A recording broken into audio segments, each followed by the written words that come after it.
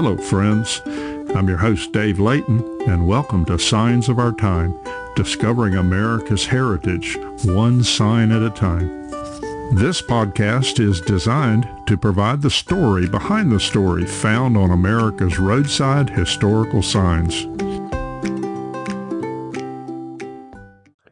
I usually end my podcast episodes by asking listeners to suggest an unusual or interesting historical marker that they've come across.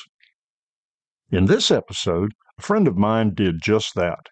While enjoying lunch with Madeline Lewis and her husband Eddie, we were talking about historical markers. In Madeline's normal, excited voice, she told me about an unusual marker in Morehead, Mississippi. It's labeled "Where the Southern Cross the Dog." Well, here's the story behind the story of this unusual marker with an unusual name. Mississippi is known for many things. My favorite is barbecue. I love good barbecue no matter where it's from. And many argue convincingly that the special flavor of barbecue from Mississippi exceeds all of them. But the marker in question has nothing to do with barbecue. Instead, it has something to do with one of Mississippi's other claims to fame. It's connected to the musical genre of the blues. It seems that W.C. Handy, known as the father of the blues, made the railroad crossing of the Southern Railway and the Yazoo Delta Railroads famous. The Yazoo Delta was also known as the Yellow Dog Railroad, or DOG for short. In 1914, Handy wrote the song Yellow Dog Rag. It was later known as the Yellow Dog Blues. Handy stated later that he first heard of the words "going where the Southern cross the dog" when it was sung by a guitarist at the Tutwiler train station.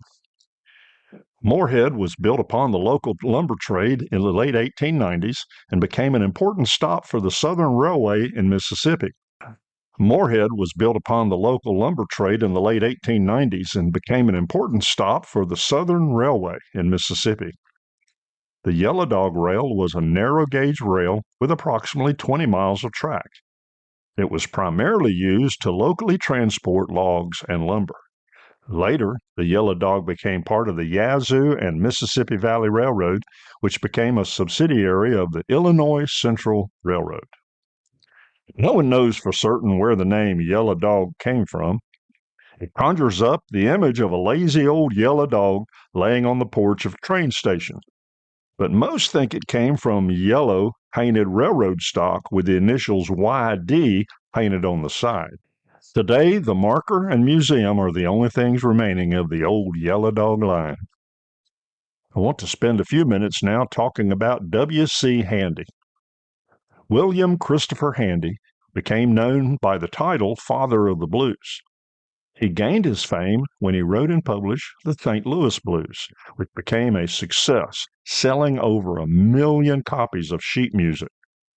There was even a 1958 movie called St. Louis Blues that starred Nat King Cole, Pearl Bailey, and Cab Calloway, and it was broadly based on the life of W.C. Handy.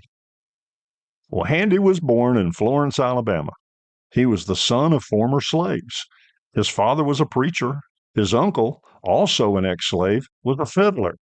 And Handy grew up with music, so he caught the bug early. He learned to play the cornet, and by the age of 19 was teaching music. He was part of a band that performed in the Chicago World's Fair in 1893, where the music genre called ragtime started. Handy was influenced by blues music while waiting at a train station in Tutwiler, Mississippi. While there, he heard someone playing a steel guitar, and the sound stuck in his mind, and he began to focus on writing and playing the blues. Another hit song by Handy was aptly named The Memphis Blues. Handy sold the tune and all remaining sheet music to a printer for $50. The printer added lyrics, republished it, and it became a huge success, making Handy famous. Handy continued throughout his life with musical success. He continued to write and perform many notable blues hits. He died March 28, 1958, and was buried in Woodlawn Cemetery in the Bronx, New York. This was the same year that the movie St. Louis Blues was released. In 1960, Memphis erected a statue in Handy Park in honor of W.C. Handy. And in 1969, the United States Post Office issued a W.C. Handy stamp. Well, friends, that's just a quick summary of an unusual marker and a famous musician. Guess what I find most interesting about this historical marker and the storied career of W.C. Handy is how different people, different places, and different events all came together to form part of the rich history of our great nation. Well, friends, there you have it. A story behind the story from America's historical signs and markers. I hope you enjoyed this episode.